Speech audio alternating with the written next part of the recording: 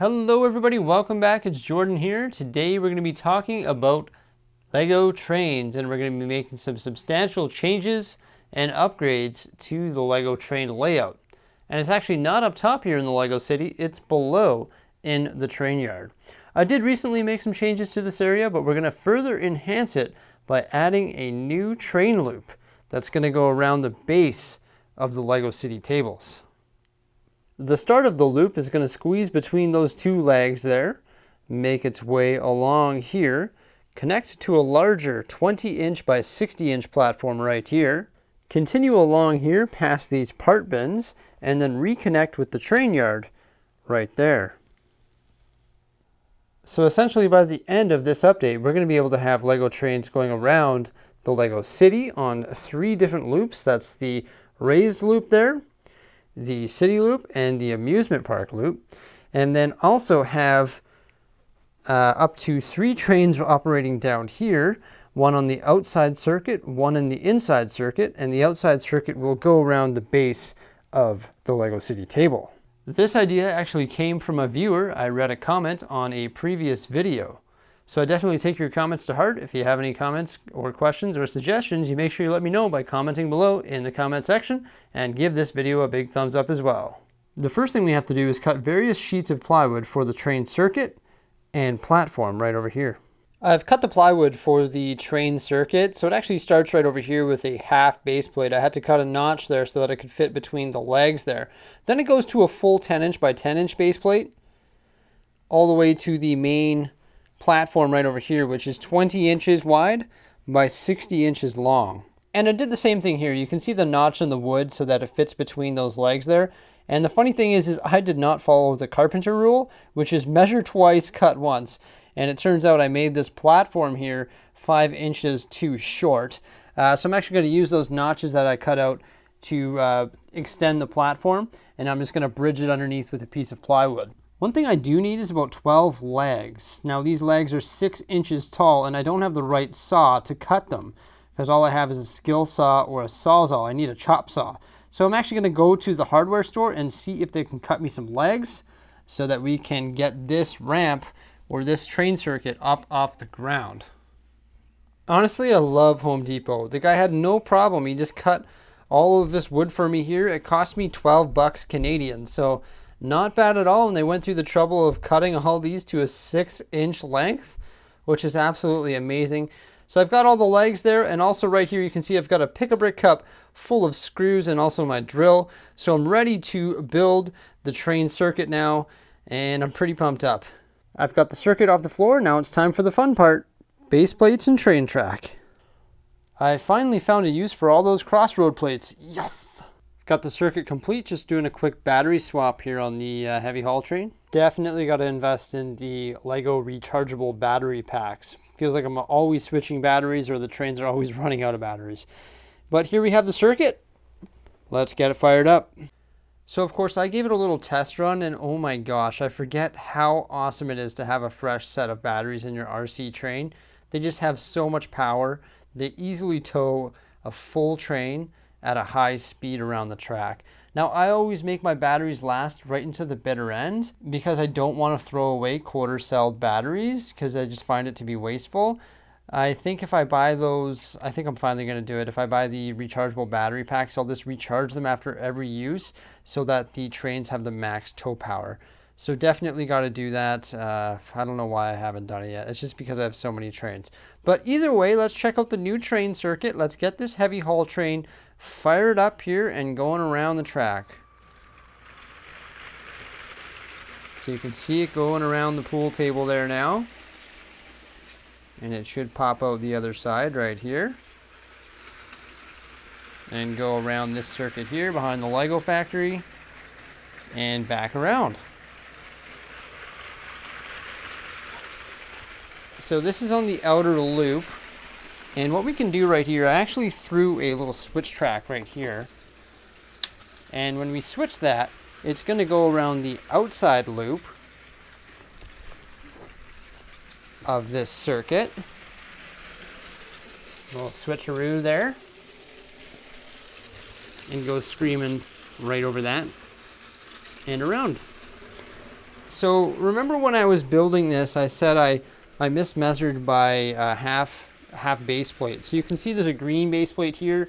I wish I had a dark bluish gray base plate, so it matched up with the road plates. But what a great use for all of these crossroad plates that I had. I was actually selling them on my Bricklink store for $7.50, and I'm glad that they didn't all sell, because now I can keep this area nice and uniform looking. So you can see the train goes around the outer loop, and it also goes around the pool table. And of course, if we hop around to the other side, I can flick this little switch track right here, and that's going to change it so that the train stays inside the train yard. So it'll go around there now. And you can really see what I mean about the fresh batteries. It wasn't even going full tilt. Now it's almost going full tilt. A little bit scary, actually. But it just has no problem towing this big long train around the track. Now, I do have the dual motor train right here, which is built using two of the cargo trains.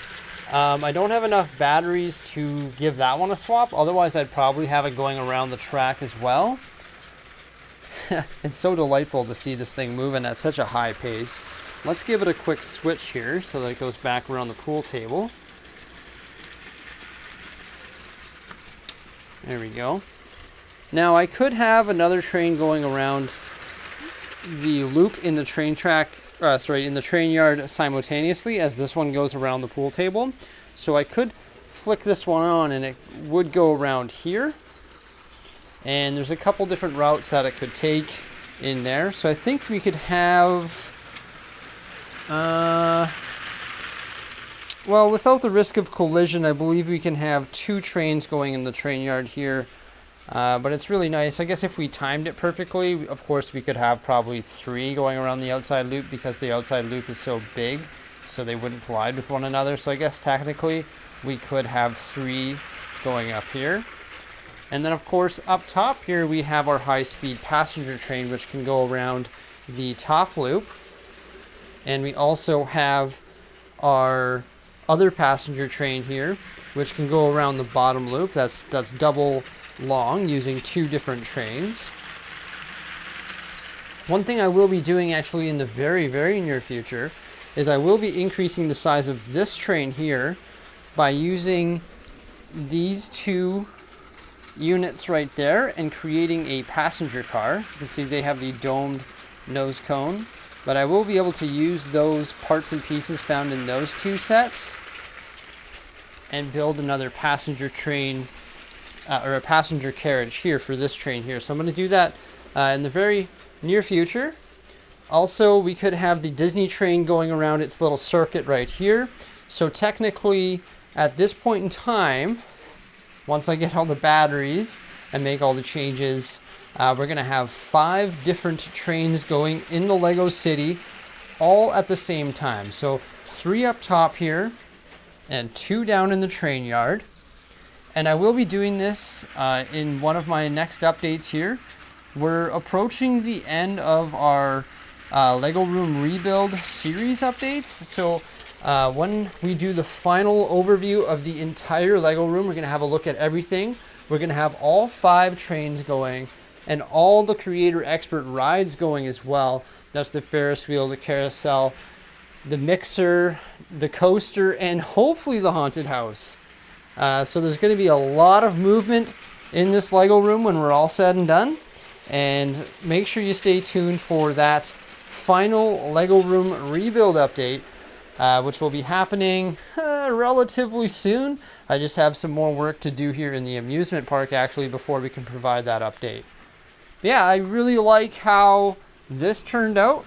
And like I said, this was actually provided to me. This idea was provided to me by a fellow viewer of my YouTube channel. So thank you so much for whoever said that. I hope you're watching this video and seeing your idea come to life, because it was a brilliant idea. And I can tell you right now, I absolutely love it. It's amazing.